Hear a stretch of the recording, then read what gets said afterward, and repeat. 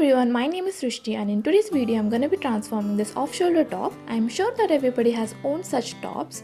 They are just lying in your closet because they are no longer in trend. So without wasting any time, let's get started. To begin with the first DIY, separate the sleeves and the ruffle pieces from the top. Then cut straight across under the armholes. Once done with that, double fold the top portion and stitch it with a straight stitch. Then with the help of an elastic, measure your upper chest and your waist, making sure that you are stretching it while measuring it. It should not be too tight or not too loose. Then stitch the edges of the elastic together with a straight stitch and then flatten it and make a zigzag stitch to secure it. Then pin the elastic to both the side seams, leaving 1 inch from the top.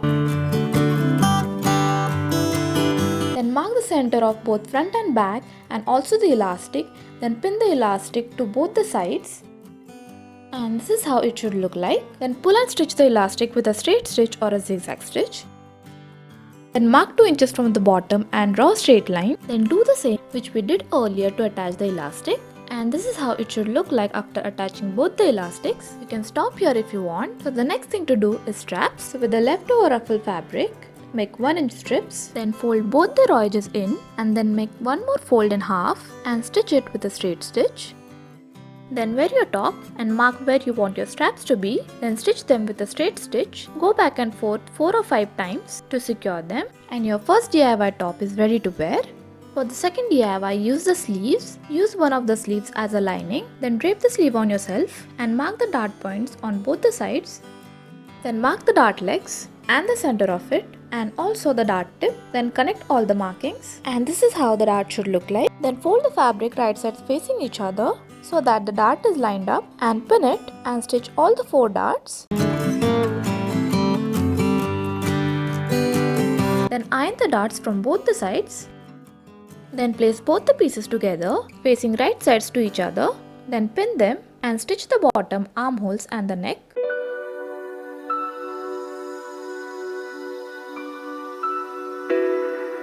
Then turn it inside out and iron it neatly.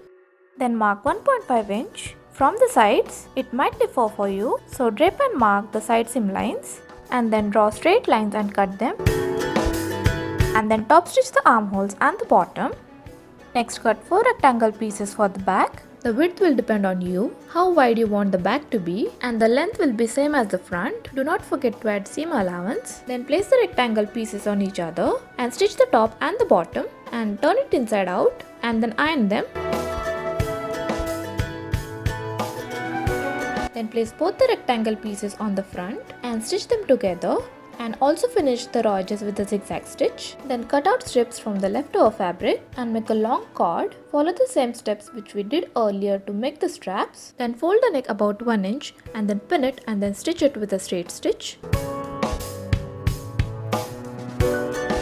And then make one more strap and cut 6 pieces 2 inches long. Then fold the raw edges of the back inside and sandwich the loop and stitch all of them together.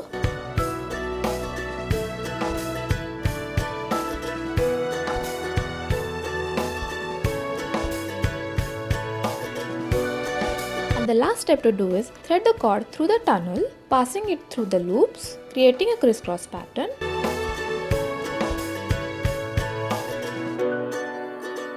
And this is the before and the after of the transformation.